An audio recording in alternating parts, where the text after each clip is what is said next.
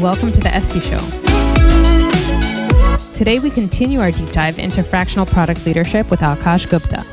If you haven't listened to the 35th episode with Ben Erez, who spoke about his experience as a fractional leader, I encourage you to go back and listen. It provides a great first-person perspective on how to navigate the space. As I delved into the rabbit hole of fractional product leadership, I stumbled upon an article that Aakash wrote with Jason Knight, who's the host of the One Night in Product podcast. For this article, Aakash interviewed 20 fractional PMs to compile the masterpiece, which has over 16,000 words. It might sound easy, but conducting 20 interviews requires a significant amount of time. Reaching out, scheduling the calls, rescheduling the calls, conducting the interviews, reviewing the notes, synthesizing insights, understanding the trends. All of that took them 2 months to complete. In the article, Aakash does not hold back. He discusses everything from how individuals enter fractional product leadership to their pricing strategies, how to set up engagements, how to avoid pitfalls. He outlines how to structure these engagements for successful outcomes, ensuring they don't drag on indefinitely unless that's the desired outcome. For each topic, Aakash provides specific examples and guidelines. I had previously heard Aakash on the Supra podcast a few months ago, where he discussed recruitment and finding a job in product. I was driving while listening, but the episode was so packed with good practical tips that I pulled over to the curb to take notes. That's how good Aakash is, and I'm pretty sure when you're listening to this episode, you will also want to take notes. A bit about Aakash. He is the former VP of product who spent 15 years in product roles at different companies like Apollo.io, Epic Games, that's one of the big gaming companies, ThredUp, you might know it as the resale fashion company, and Affirm. You might recognize that company from checking out in stores online where it lets you pay with installments over time. Nowadays, he is one of the most respected gurus in the product management community. He runs a newsletter called the Product Growth Newsletter, which covers career topics for PMs and growth professionals and has over 125,000 subscribers. If you haven't signed up yet, make sure you do so. I'll include links to everything in the show notes. Who is this episode for? It's primarily aimed at those who have spent 10 to 15 years in product management, enjoy aspects of their work, but are ready for a change. Those people typically seek more flexibility and diversity in their experiences. If you're curious about how people are successfully building fractional careers or considering exploring that path for yourself, I think you'll find this conversation extremely valuable. Now, I recorded this conversation a couple of weeks ago, and it was fascinating to compare Aakash's insights, an outsider explaining how things are done based on research, with Ben's firsthand experience. And a lot of the things lined up. A few examples. Aakash says that fractional product leaders are always hustling. Yes, they're a fractional product leader, but they also have a side business in coaching. They also run workshops. They also go after speaking engagements. And as I was recording the conversation with Ben, he was setting up his first interview workshop. Another point Aakash made was about the importance of relationship building to secure clients and subsequently new clients. And Ben also emphasized how powerful that is when setting up that kind of career. Anyhow, I hope you enjoy this conversation. Please share it with a friend. Without further ado, let's speak with Aakash. Aakash, welcome to the show. It's so great to have you here. Thanks for having me. I listened to a couple of your episodes with Itamar and Alex, and I'm a big fan of the show, so I'm excited to be here. Well, and I'm a big fan of yours. I've heard you before even knowing that it was you. And then I saw one of your posts and I reached out and then I connected the dots and realized who you are. So it's such an honor to have you here. The post I want to dive into with you is about fractional product leadership. It's no news to anyone who's been in the product management world that layoffs have been rampant starting in 2022 and just never ending. It's like the high that the companies get off of just all of the cut spend. Therefore, the environment in big companies, which used to be sort of the core of stability, and companies wanted people to feel like family, even though we all know it's BS and you can stay around. Suddenly, the stable jobs don't feel stable at all, and people are out of jobs. And we're seeing many more talented people choose a fractional or a part-time or a consulting thing instead of going into a full-time role. that's sort of how I'm thinking of setting the stage for this conversation. You wrote a big post about it, but why don't we start with understanding sort of what fractional leadership is? It's been going on forever, but what gave it a rise in the recent 2 years? Yeah, so fractional as a term is relatively new. I'll rewind even a little bit back to, when the economy started. People needed to keep track of the numbers. And so actually the fractional accountants were really like the first sort of fractional role. And fractional finance has been growing slowly since those initial days of when numbers even were invented. And so you see fractional CFOs. Nowadays, a lot of people see fractional accountants, fractional legal help. All of these things exist. But most recently, it has broken into product. So actually, since the early 90s, we saw interim product leaders. So a lot of people listening might have heard of, for instance, Rich Mironov. He's been doing interim product roles for like nearly 20 plus years. So there's folks like that who in the 90s and early 2000s started doing these interim product roles. Often they were brought in to transform the company. Maybe they were waterfall and they wanted to become agile, or maybe they wanted to implement some of Marty Kagan and Silicon Valley Product Group's advice to be more empowered. So these are often scenarios where interim product leaders were brought in. As the CTO fractional role gained a lot of traction between 2012 and 2016. That's when we started seeing the first fractional product leaders. So these really combine elements of both interim and consulting, whereas interim, you're thinking of a full-time role, but it was to bridge a gap or a crisis or transform. And consultants are often like targeted expertise to address a specific problem or transform. Fractional leaders are a little bit of both. You're adaptive and embedded inside. So you're filling some gaps while providing strategic guidance. And many fractional leaders are hired to transform, or maybe the company had a crisis. So a very common scenario might be they had to lay a bunch of people off. They let off most of the product team, but now the founders are finding out that they can't handle the whole product workload. Or another common scenario might be that their awesome product leader got burnt out or left. And so they need somebody to bridge the gap while they find another one. So those are the common reasons we see fractional leaders and kind of the brief history of how it's grown out to be where it is today. Since you brought up the fractional accountant or lawyer, I have opinions, but is that considered a successful practice? Like I've seen startups with lawyers on demand, and I think for some industries it might make sense, but for some industries where there's a lot of regulation, like it doesn't make sense to have a lawyer on demand, because then the company is incentivized to not engage with legal counsel when they should be engaging with legal counsel because they're paying by the hour. And I feel like that leads to a lot of shortcuts and problems in the long term. Curious if that, and I've seen also a fractional CFO. I had a conversation at one of the companies, and the idea he proposed was so incompatible with what the company's offering was. So I asked the fractional CFO, I said, have you ever used the product? And he said no, because to propose the idea he had proposed would only make sense for someone who doesn't understand the product. So I feel like this fractional, and I don't know on the product side, but on the two legal side or finance side, creates an environment where the person's not bought in, doesn't have to do the research or have a level of understanding that someone who's truly embedded in the product or in the company would have. Yeah, I think those people you worked with gave fractional a bad name. I think that those are like the common sort of ways to mess up your fractional engagement. And I heard that from fractional product leader after fractional product leader, is that you kind of feel the pressure to deliver value quickly so that they continue to extend your contract. And so a mistake a lot of fractional product leaders make early on in their fractional career is they start to try to apply playbooks of what worked at their prior companies without understanding the appropriate context of what will work at this specific company. So that's a big problem. And then a second element of the problem you mentioned was the company doesn't want to engage in them as often as possible. So that is also a big problem. So the way I would think about it is I'm guessing that those legal, especially that you mentioned, are billing by the hour. And that's a very common practice in the legal industry. And so you look at like, a $600-700 hourly bill and you feel like, let's minimize the amount of time. Luckily, the way most fractional product leaders work is they have certain days of the week, and they're pretty good about messaging to folks even outside of those days if something is truly needed, because you are coming in a leadership role.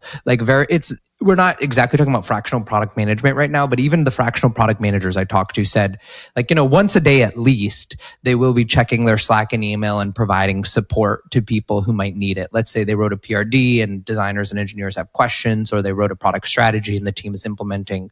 So certainly there is a little bit of an element of being available and not billing by the hour. It's more that when I'm available for particular days, maybe I'm available Monday, Tuesday, that's when you can book me for meetings. That's when you can expect a more thought out email reply, a thought out Slack reply. So part of that is a little bit different there. And then sort of the final element to fractional legal and accounting of your question was should we hire them and have them in-house? And generally my recommendation across all of these fractional roles is, if over a year you have spent enough to just as you would on a full-time person, plus you expect the demand to remain equal or higher the next year, then it's a really good time to hire. So you can think about a fractional as almost like a way to save money with some expected compromises in quality. But, if you can get an amazing fractional product leader for 2 days a week for 6 months and you can solve a task, you might be able to save half the amount of money that you would have spent. And that could be $250,000, $300,000. So it could be a pretty big amount. With that amount, you might be able to hire another software engineer. So there's some trade-offs that founders should think about.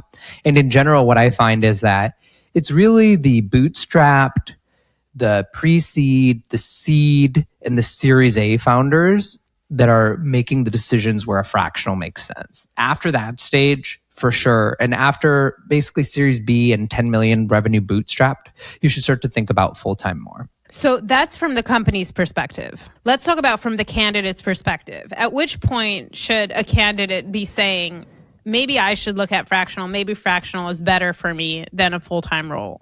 Yeah. So the first thing to think about is, do you think you can avoid some of the mistakes that Estee just pointed out?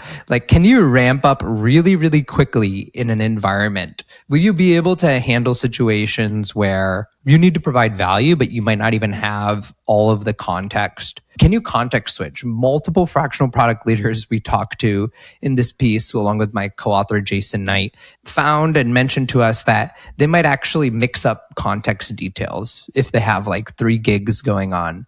They might say, oh yeah, but sales is on our butts about this feature. And then the team will be like, no, we shipped that feature a year ago. And they'll be like, oh my God, that's my other company. I'm so sorry. So you need to avoid those types of things. So those are the, innate or work skills that you just need to have as a baseline on top of already being a pretty experienced product manager or product leader.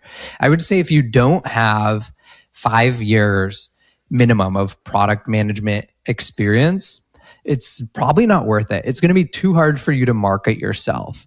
And realistically, especially if you're going for product leadership, you want 15 years of experience. So those are then the sort of positive indicators. Then the final thing is, what do you want out of your life? So most people choose product leadership fractionally because they want to make about as much as they were making full time, but with working less and with more flexibility.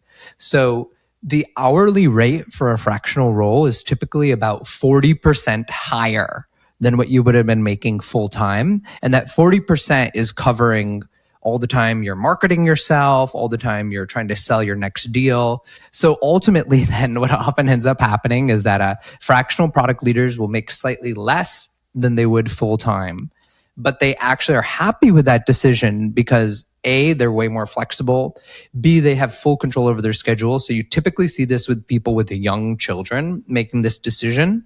And then 3, and the final and maybe most important thing for people who stick around for a long time, is your rate of learning is generally fast. This is kind of the sales pitch that everybody, if they remember back in their college days when McKinsey and Bain were on campus, they were like, yeah, 2 years at McKinsey is equal to 1 year at a normal company. A lot of fractional leaders also said that type of thing to us.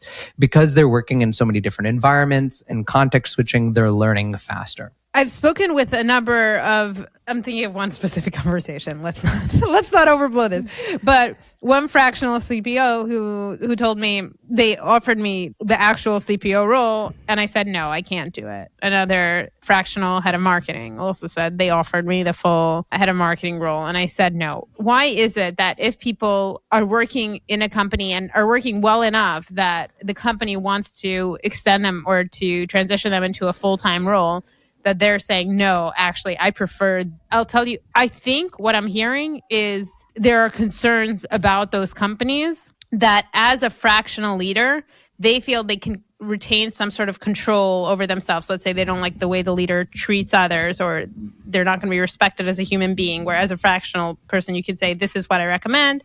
They either go with your recommendation. They don't, your life is not as invested in it. When it's your full-time role and you know those people and you know how they act, you understand that you won't be able to keep your mental health in check if you take this role on full-time. Is that accurate? At which point is it really a logical decision of dollar to time ratio versus like, I just can't do it, even though financially this might make sense? Yeah, so a lot of savvy leaders these days are purposefully taking on interim roles with companies where they have question marks. So it's like very important, like in this market, Estee has experienced firsthand, I've experienced firsthand, to go reach out to people who used to work at a company before you accept the job. And you have to ask them, what's the reality on the ground? What is the CEO micromanaging? How much empowered are the teams? How much turnover is there in this company, right?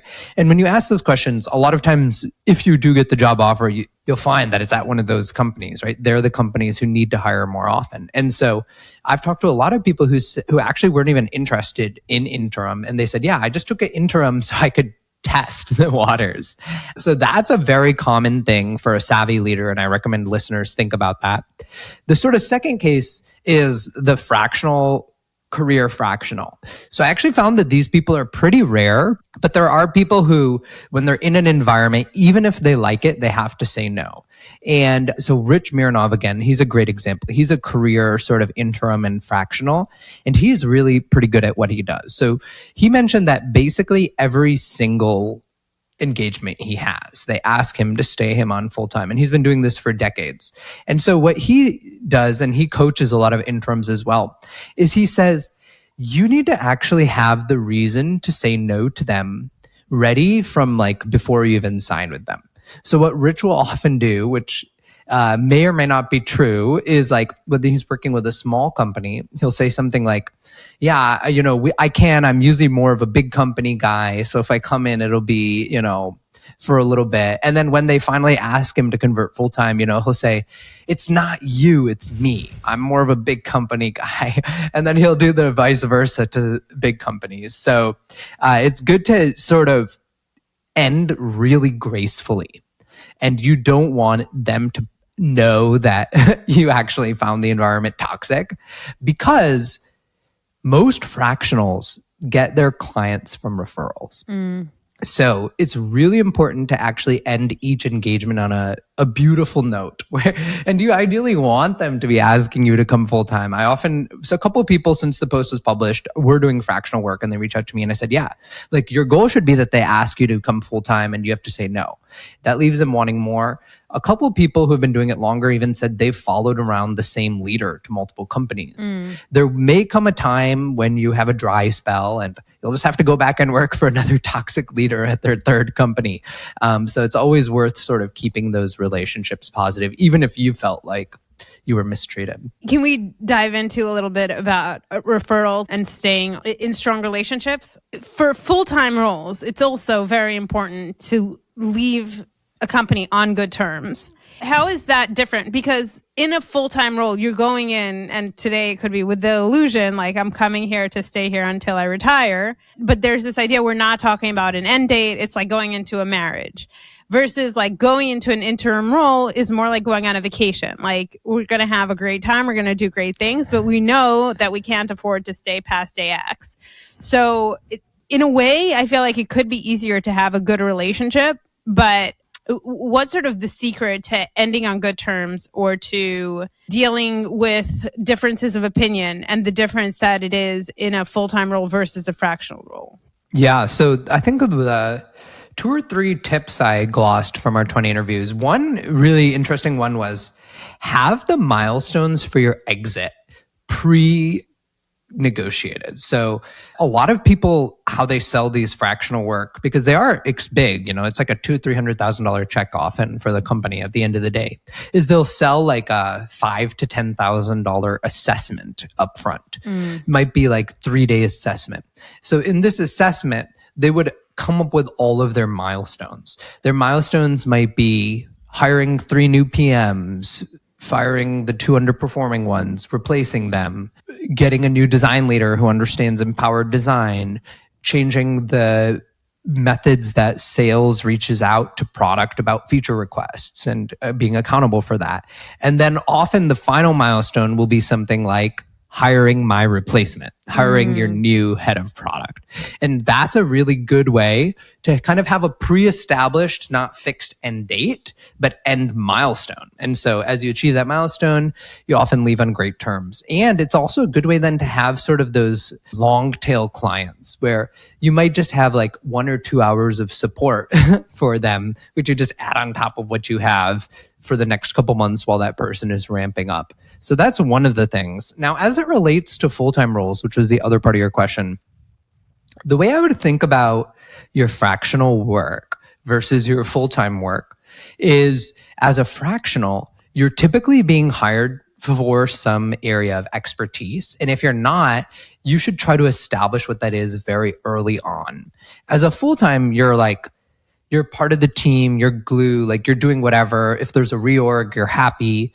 You're at least trying to act like you can handle the reorg, not always be happy, but you need to flux with the situations. Versus as a fractional, I think what's much better is figure out this is my lane. This is the small amount of stuff I'm going to be completing, or this is the small sector of stuff I'm going to be completing. One of the fractionals we talked to who's been doing really well, she likes to say there is this product management work being done at the company. What you want to map out is what are the gaps in product management work that should be being done. Identify those super clearly and then kind of own that lane. And that becomes kind of the scope of work for your project for whatever duration. And that's how you kind of then, instead of having a marriage, really create a vacation where once I complete this scope of work or this stream of work, that's it. That's one scenario. There's also, I would say 40% of the fractionals we talk to do want it to turn into a full-time role. In which case, act like a full-time person. If the circumstances in the business change and they reorg the product team, kind of raise your hand and productively help them understand this is the new gap. I can work there. So in terms of duration, before we hit the record button, we were talking about how long does it actually take to have impact. And I imagine that timeline for fractional is different than for full-time. Also tapping into my experience, which might not be the healthiest in the industry, but there have been environments where a person comes into the role and the OKRs are making the company profitable in 90 days or 5x revenue within 6 months. If a company is bringing in a fractional role, how do you make sure that the goals are realistic and that the amount of time you have and that the resources that you have are aligned with actually enabling you to get to the goal that your contract is promising? Yeah, I didn't talk to anybody who took on any OKRs, basically, outcome metrics like that. Because it's basically impossible to 5x the revenue of the company in 6 months unless you're the founder, right? We all kind of know that. Same with making the company profitable. This is the founder's job. The product leader, what can they do? They can potentially cut costs 20-30% here or there with the eng team. Well, ideally, the eng team should really lead that. So they can't really affect that side of the cost equation. And then, product work takes a long time to lead to revenue impact. It's not like sales or marketing where you suddenly turn on the ads and you hire more sales reps and all of a sudden the revenue is in. It's happening in a much longer time scale. So generally, a much better way to establish a fractional product is, even if they didn't hire you for an assessment, just do the assessment. So like, you're a fractional now. Don't wait for what they are telling you to do.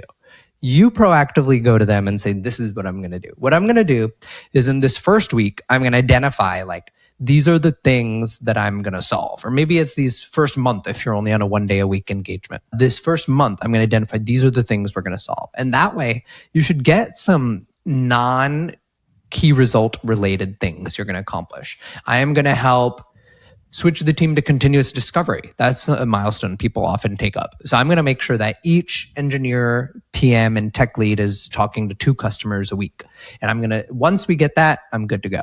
So that's like an incremental way to go. Or I am going to, if you're a fractional PM, although we talk to more fractional product leaders for this piece, I am going to handle all of the PM duties for this specific squad.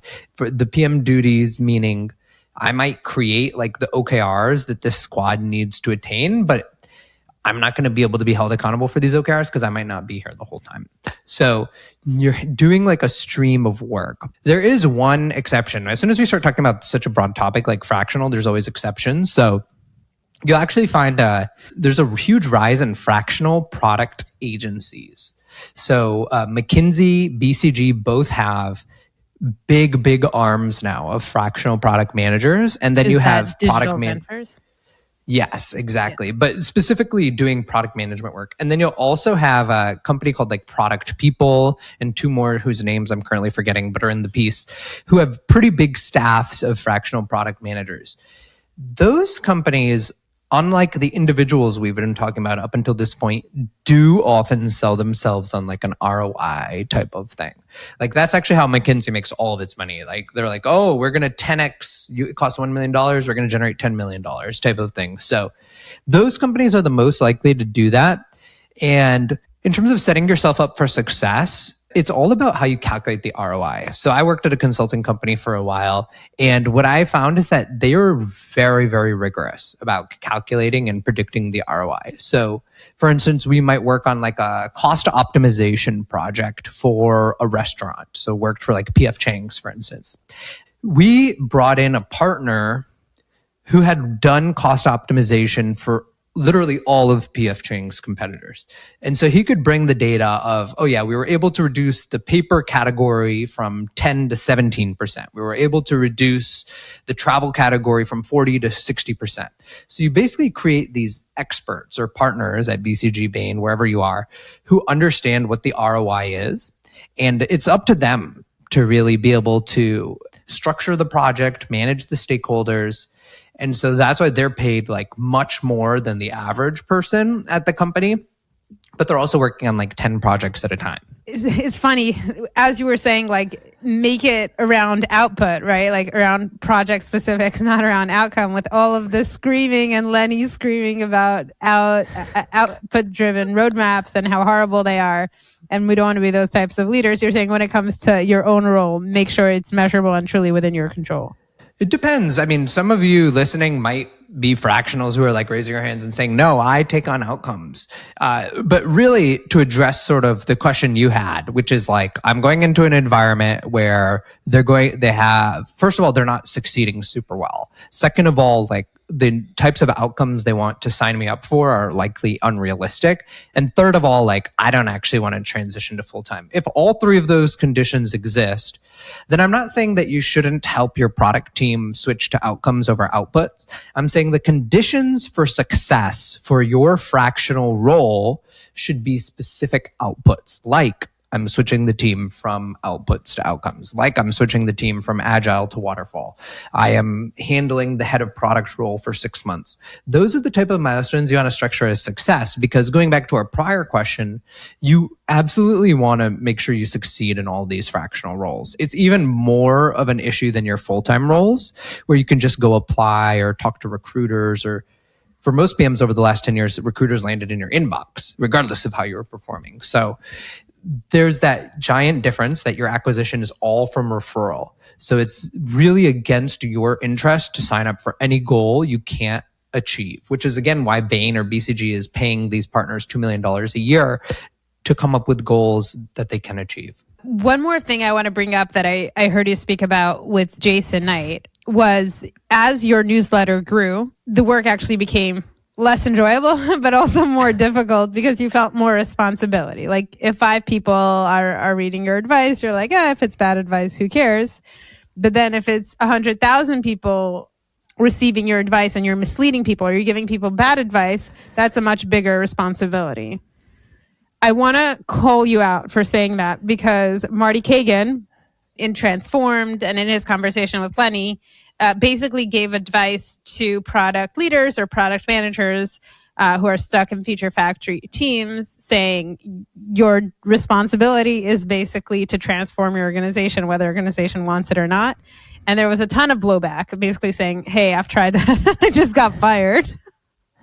So I'd love to talk a little bit about how you write your content based on interviews. You go out and you interview 20, 30 people about a specific topic, and then you write your post.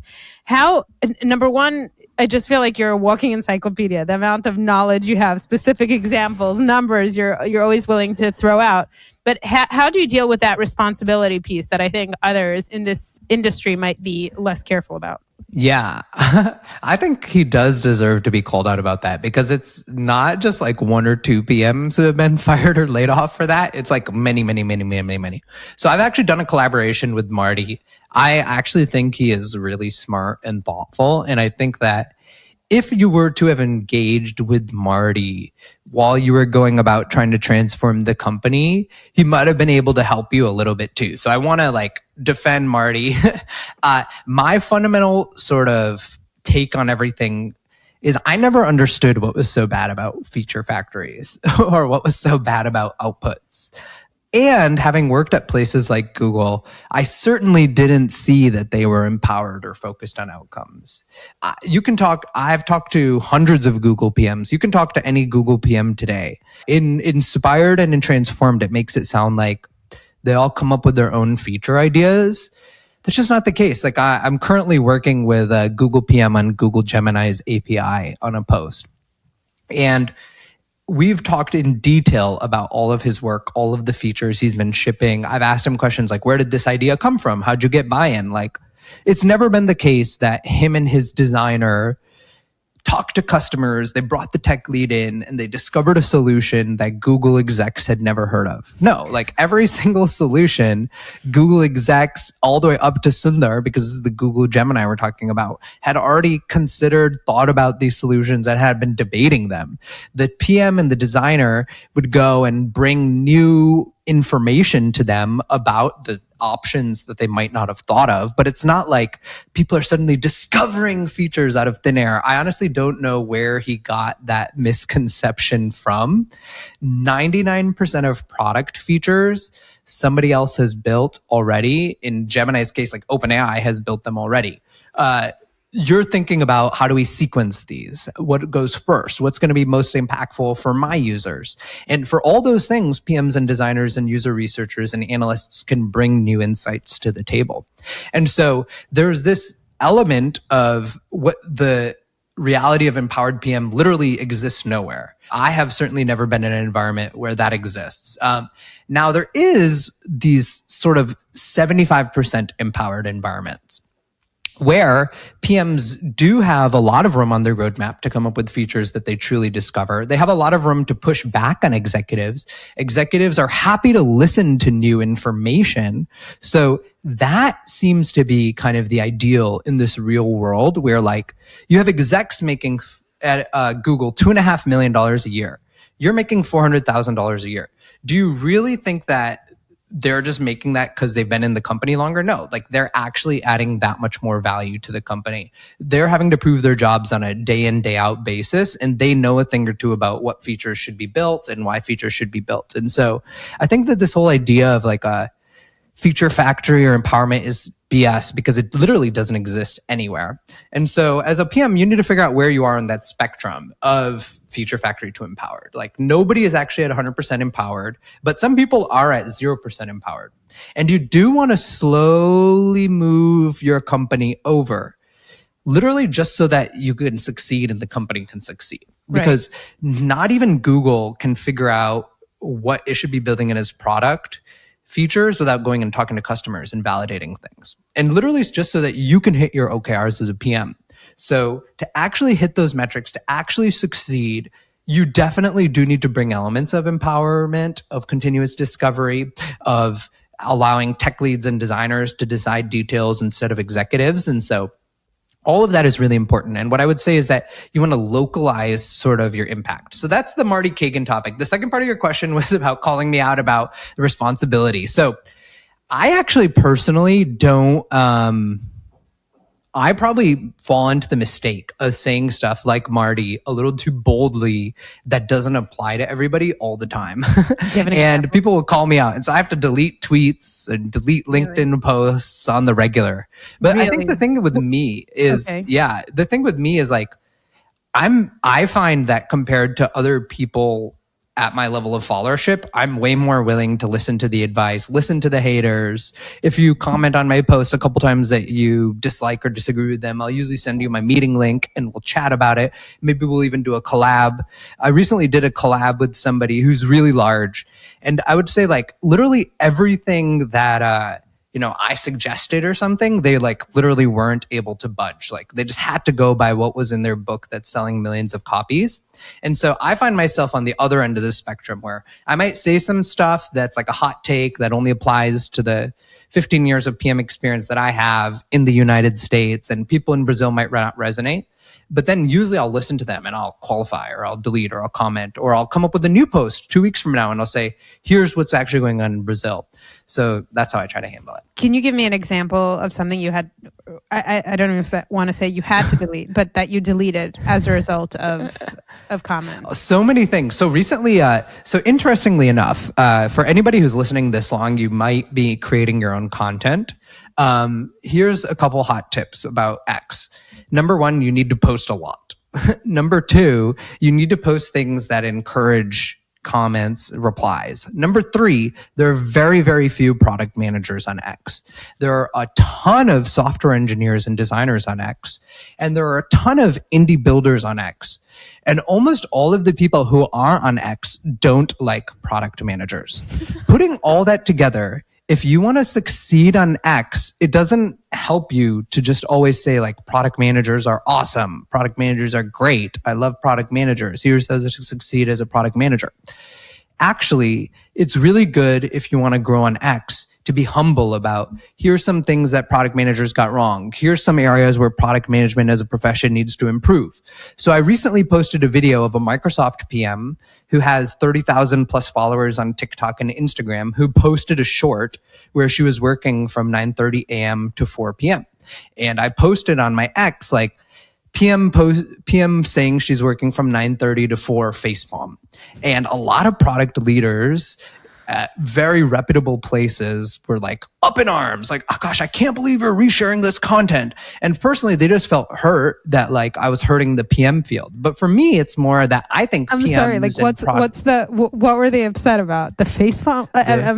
Yeah, they were very upset, like up in arms, like literally like DMing me, ransacking my replies. Some of these people posted on LinkedIn and added me that I had posted this video. So all my posts, people have like get riled up. And so, yeah, like people get so riled up, and I was just like, you know what? I'm just going to take the L on this one. Like, I don't care. But if I need to take this L on this, I'll just delete it. Why didn't you just tell them, eat it? Like, well, they're all prominent product leaders. Fundamentally, like product management isn't a big world. Like I would much rather be liked by everybody. Happy to admit my mistakes, happy to change my tune. And yeah, fundamentally, I'm selling a product too, where a lot of these people are my buyers. They're buyers of my paid newsletter. And so I would rather they not unsubscribe and they tell their teams to subscribe as well. So I'm kind of, that's what happens to me is I'm stuck selling and making money off these people. So I have to listen to them. And that's how all companies, I think, end up feeling. That's why all your big companies are always celebrating, things that are not based, et cetera, et cetera. And so what do you think of the feature X just announced where likes are private? I love it. Literally, like I can like things again. Honestly, like my wife used to like police my likes like all my subscribers used to police my likes.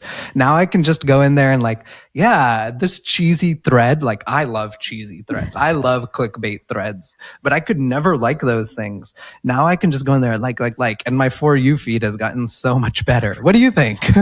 I mean, I love it. I feel like I've been liking things anyways, but much to my personal brand detriment. And now I feel like I won't be penalized. So that's great. And also, yeah, it's the worst on LinkedIn. Like I don't know if this happens to you, but that's how I found for me, you, because Ben Erez. Yeah, if I like, yeah, if you like your post, like it shows it to your followers, and it's just like, oh my gosh. Yeah, think twice before you like. But yeah. It is true that X, I would say for me, it's like 90% political and then 10% maybe career PM related stuff. And then there was this post, and I don't know if it was in the political category or the product management category, but it was a picture of cheerleaders and saying Shein hires cheerleaders to motivate the software engineers. And the person who posted it commented, like, we call that product managers. Yeah, that's right. I saw that post. It's hilarious. There's way less than 10% is PM or tech or career related. I don't see any political, thank God, because I immediately hit the 3 dots, not interested in this post. I'm fundamentally only interested in seeing what the tech people are talking about. And yeah, and in another one of your podcast episodes on Supra, you spoke about how because X has so little content, it's a good way to actually build networking and connect with roles. With roles, absolutely. Because there are a lot of founders and investors and just generally successful people. Like a lot of people only use LinkedIn as their channel. And then when they collaborate with me, they're blown away at who reads and replies to their posts when I promote it on social media. Because, my typical post on X goes to thousands of CEOs. So like you'll see the Brex CEO or the Shopify CEO or even like Tim Cook and those types of people replying to my posts, liking my posts. So very high profile, powerful people.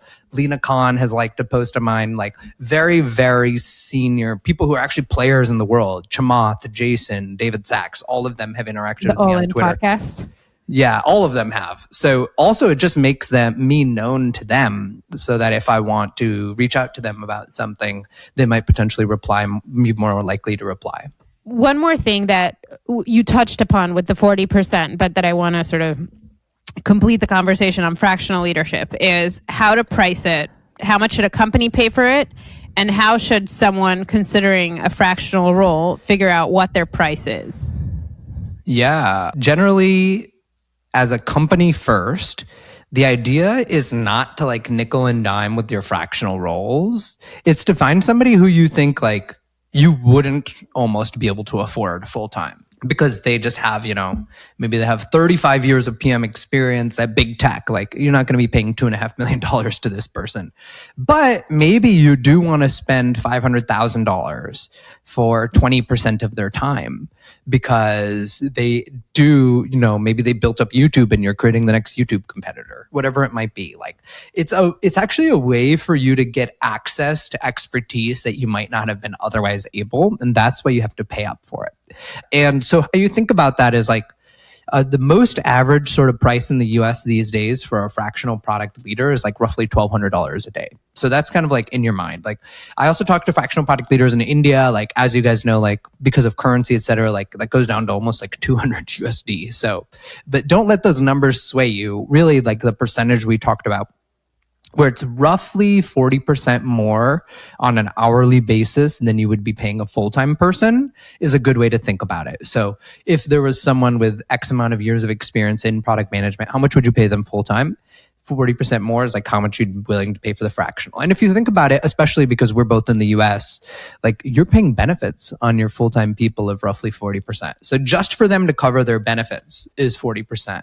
It's actually kind of crazy in the US, right? So that's one element in terms of the company side. Now on the person side, a lot of people actually mentioned that they made the mistake of having too high of a price up front. And what they would have preferred is like a year or two of just 100% utilization, like always on projects, but maybe just making like the normal rate, for instance. So it's actually worth first establishing yourself as a fractional product leader, creating that base of happy clients so that you then have the pipeline in the future. And this is based on this insight that no matter who you are, you've impressed some people in your career. So when you first go fractional, you'll get like roughly 2 years of work from those people. But the key is, how do you get more after that? And that's when a lot of people hit a brick wall. They do 2 years of fractional work, they used their prior network, and then they're done. One of the most reliable ways is to impress the board at the company you're at. Because you're coming in as a leader, you should be talking to the board anyways. Impress the board, and then use the board to get your next job. And at your next job, the next CEO will reach out to your old CEO and ask how you did. So make sure that they then say really good things about you. Wow. And in terms of companies, like, is your advice to someone looking for a fractional role, take any role that presents itself as an opportunity? Or do you advise caution? Yeah, well, we interviewed all sorts of fractional leaders. Like some of them, they were like just desperate for work. They were like, I would say that the supply of fractional leaders has probably 2 or 3x'd in the last year. So they were literally feeling the market dynamics where they were just like, I used to be making more than I used to make full time. I had been doing this for a long time. Now suddenly there's everybody on the market. They're charging much less than me. And so you have to kind of open up your aperture for who you would work with. If you have the opportunity to be selective, I would definitely guide you towards being selective. And some very small fraction of the people we talk to do. Because there's basically this power law where 20% of the fractional leaders are wanted for 80% of the opportunities. And so I talked to a couple different people who, what they do is they have so much demand that the roles that they're not as interested in, they give those leads to other fractional product leaders, usually as like an affiliate fee. So they'll be like, I'll get 10% of whatever you got out of that. And there are other people who are then latching on to these really successful fractional leaders and getting all their work from them. And that can be a pretty good deal for you, especially in your first few years before you have all those leads. So that's how I would think about it. That's so cool. You're basically saying being desperate is never good.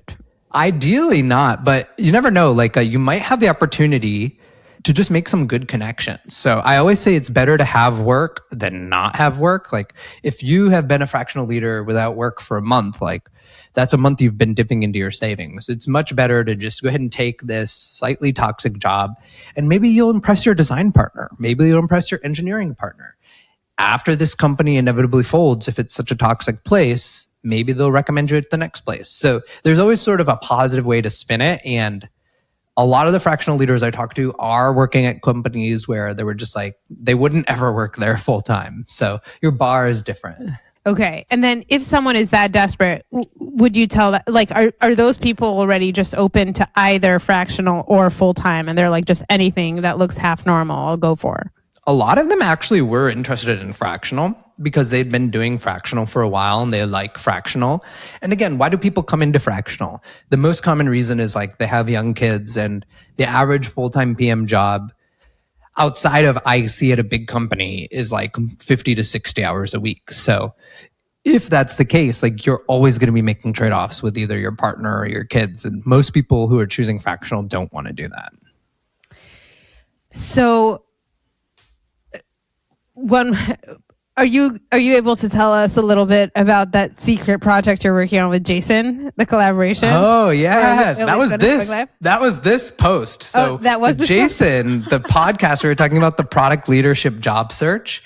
And at the same time, we were working on this post. So this post was an insane amount of work because Jason booked 20 fractional product leaders to interview. So we had to like interview them. We had to analyze the results, write the piece, edit the piece, send the piece to all of them. A lot of them had lots of feedback, iterate for that, and then publish. Okay, so if you listen to the Jason Knight podcast, this we're digesting that collaboration, that product. So exactly, this is the result. This is the result. So he went out and found the 20 fractional product leaders who you actually interviewed. He has an awesome network. I think he's done like 250 episodes or something of his podcast. So I think like 15 of them had appeared on his podcast in the past. And so because he had kind of done them a solid by having him on his podcast, they were happy to appear in our piece. Fascinating.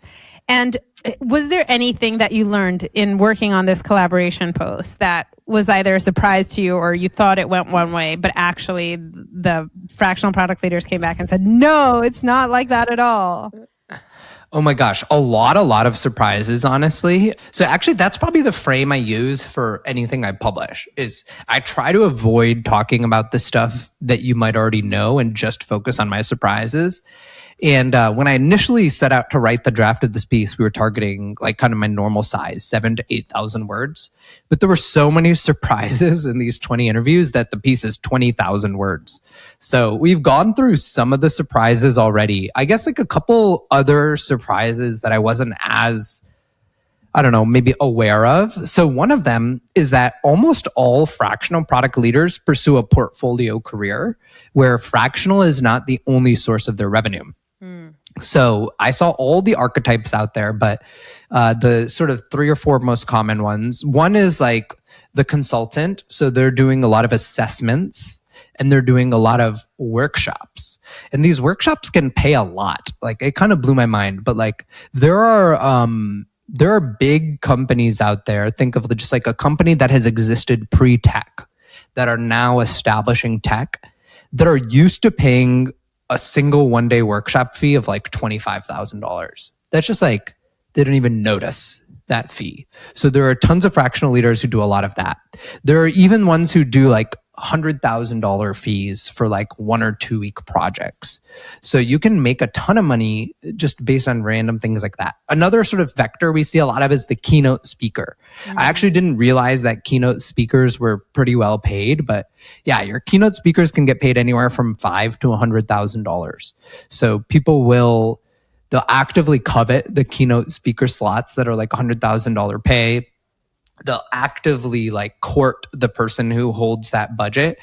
They'll send them like, this is my latest post that went viral. This is my latest thing that I just came up with. This is this recent research I did, so that they can get some of those gigs.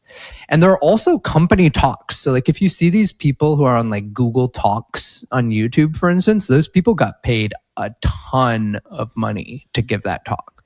So there's like that entire range. Then there's coaching. A lot of you probably listening are PMs. Like we all could kind of use coaching in our jobs. Like, and we all could probably coach.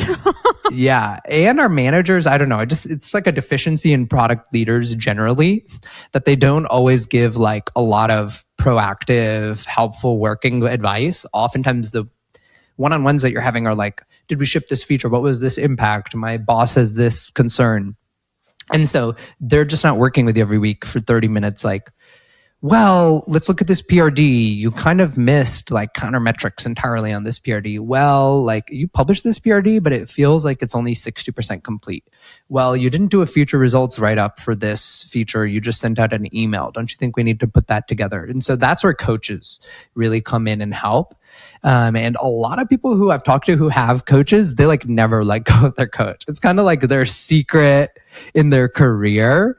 It's like an investment, especially if you're somebody listening who's making like upwards of $200,000, why wouldn't you spend $5,000 on a coach that could easily make you more than 2.5% better? Right. And so then if you think about it that way, it can make a lot of sense to sort of have this weekly or biweekly or monthly coaching session.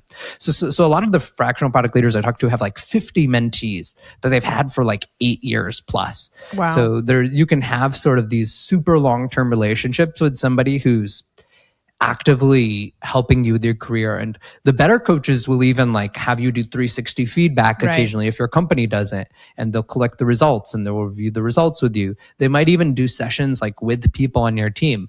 If like you and your design lead need to improve, they might jump in and have a call with both of you. So there's a lot of benefit to that. That's the coach. We talked about the workshop. We talked about the keynote speaker. And then we also see a good amount of people who rotate between interim and fractional. So those are kind of the main sort of areas.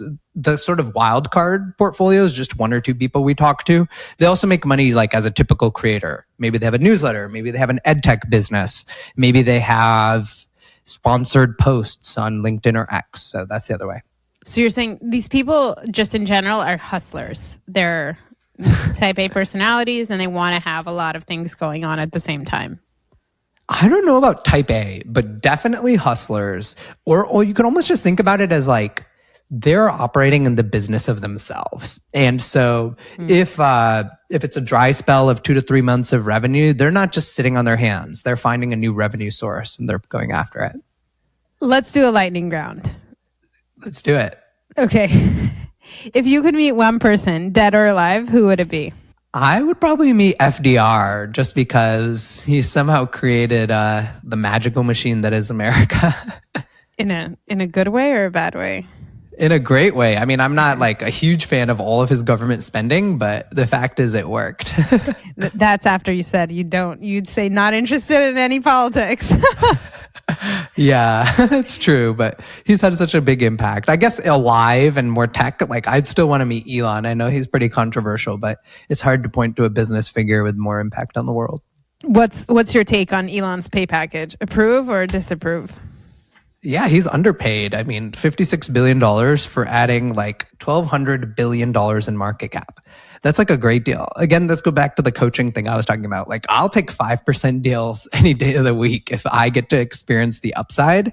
So absolutely. I think he's super underpaid. And the fundamental fact is he also has so many alternatives. He raised $6 billion for XAI. He has a $45 billion Twitter. He has $125 billion SpaceX, $10 billion Neuralink, $10 billion Boring Company. Most people would be happy with any one of those. So for him to stay at Tesla, the investors have to give him money commensurate to it. What do you think? I agree with you 100%. We did an episode on this actually, where I took your position. I think the all-in guys also took this position. But Scott Galloway, I think people with like more communist tendencies were like, "What? It's just too much money." But I think there are two issues. Number one, even if it is too much money, it's something that was already approved. So it's money that you signed off on, and then just pulling that back, I think, is already very problematic. And the second thing is it was conditional. That means if he wouldn't have delivered value, he would have walked away with nothing. And like, look at all of these CEOs of companies that don't add any value and they walk away with 20, 30 million. He was agreeing. Yeah, David Zaslav, 50 million plus a year. All that dude has done is take the market cap of Warner Brothers from like 100 billion to 10 billion. Like, yeah. So can we sit for a minute on failing up? Like, yeah, a ton of people who just do horribly in their job, and in fractional, maybe this can relate as well. But people who like really don't succeed and tear down an organization and don't add any value, then go just from destroying one organization and they're promoted right into destroying the next organization. How does that happen in a capitalist society? Yeah, I feel like we're so much less meritocratic than we like to believe, right? Yeah. Especially as an executive, most of the people who fail up are executives. And so they've basically mastered the skill of managing up, managing peers, managing their presence. In this podcast, they would have come off like 10 times more authoritative than me. And so those are the people who tend to fail up really well. There's an art to failing up, which is about like controlling your narrative. And since this was a lightning round, I'll leave it there. Okay, but you're touching on an interesting thing. You're saying that the skill that gets you promoted is managing up and managing your team. It's not delivering the actual value, which is officially what you're supposed to be doing on paper. Yeah, and I think that's actually why Shreyas had a really good point. That's actually why product management has succeeded vis-a-vis marketing, customer support, product marketing, user research, design even in the last 15 years. Is because most product leaders are willing nowadays to take on like an actual business goal. They're like, yeah, like I'm going to deliver like X amount of revenue or X amount of profit.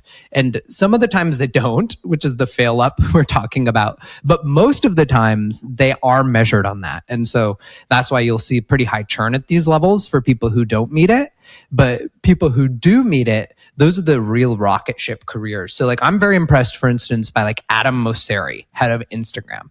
So that's exactly what he did. I know multiple people who were PMs at Instagram, and they all told me like he would set the most crazy OKRs for Instagram. Like we're going to be bigger than Facebook. He would set that as an Instagram one quarter, except he achieved it.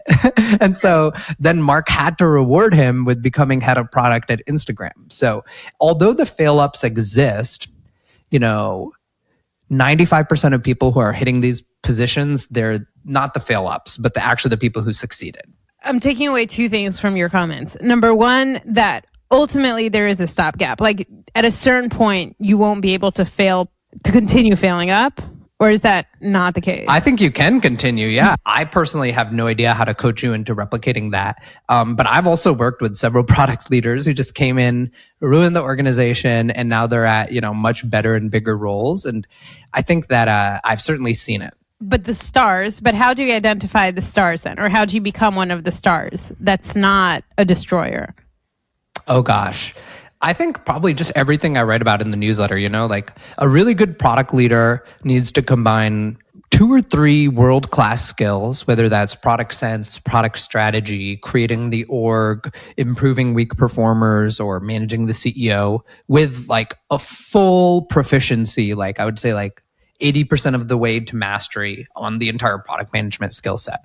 Writing great documents, convincing stakeholders, managing stakeholders, selling to customers, doing the right go-to-market motions, advising your marketing peers on how to actually message a product, all of the other things that are required as a product manager, influencing engineering. So a great product leader is like very T-shaped. They're just so world-class at something. And usually like the profile that I see most often is product sense. So this is probably why Shreyas has like a $2,000 weekend course on product sense, is these are the people, like I remember working specifically with the leader of a firm who like every feature idea they come up with is just like a banger. Like it's gonna destroy the metric goals that it had for it.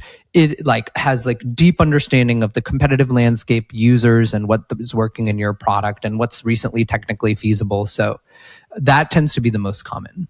Amazon has a value called, I might be butchering it, but leaders are right often. And they're right.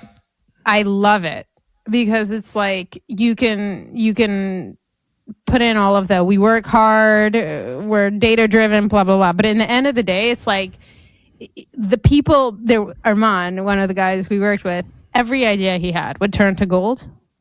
And there were other people who like they had ideas and we would launch them and nothing would happen. So you bet I wanted to be in the room with Armand being like, what's your next idea? Let's go, Yeah, exactly. Yeah, I remember when that leader at a firm left. I just like had a meeting with him and I was like, can you just write down what you would do if you were me for like the next 3 years? Funny story with that guy. He left to another company. I wrote a letter to the CEO saying, listen, I don't really know what you're doing and I don't really care about what you're doing, but I know him and I want to be wherever he is. Okay. And then, so you've lived in many different places in the States. Can you talk about what's your favorite and why? Oh my gosh. Well, I'm moving to LA, so that has to be kind of the one, like, why did we choose LA? So California is awesome, but San Francisco, when I lived there and moved there in the mid 2000s versus when I left in the late 2010s, just like totally deteriorated. Like, I just can't believe, like, I used to actually walk every day from the Mission all the way up through Soma on Market Street, all the way to work at Google. And it was beautiful. It was awesome. And now if you do that walk, you'll literally walk through like a 1 mile zombie land. It's actual like the apocalypse. Like these people are on bath salts. Like they don't even there are so many of them just walking around like, so yeah, I wanted to be in California near the tech industry, but away from that, especially because I have kids. And the LA also, like, aside from having world-class weather, having good access to tech, I feel like it has a great food scene and entertainment scene. So everybody comes there. Like, I personally am really into comedy recently. If I wanted to see like a comic, like Matt Rife or something like that, he's coming to the Triangle once every 5 years, which is where I currently live in North Carolina. He comes to LA like every 4 to 5 months. So I like that too. It can sustain your sense of humor. And just my cultural, like even Broadway, anything, right? They all come to LA. Even Bollywood actors come to LA. If there's one message our listeners are going to walk away with, and it could be in the world of product management, or it could be just, Aakash's wisdom, what do you want people to walk away with? What's the message? Well, as you can see from my career, after a full career in product management and now doing content, or as you can see from this piece about a lot of product managers and product leadership people now doing a fractional or portfolio career, you should create your career to achieve what you want out of life. Not all of us want to be running around appeasing stakeholders as a PM our entire life. Not all of us want to do that 50 to 60 hours a week. We want to do that on a more manageable schedule. Whatever it might be, go for it. Like, you have all the abilities. If you've listened this far, you're probably a high performer PM. You can probably do anything. You can also just switch to a function in tech that is lower stress.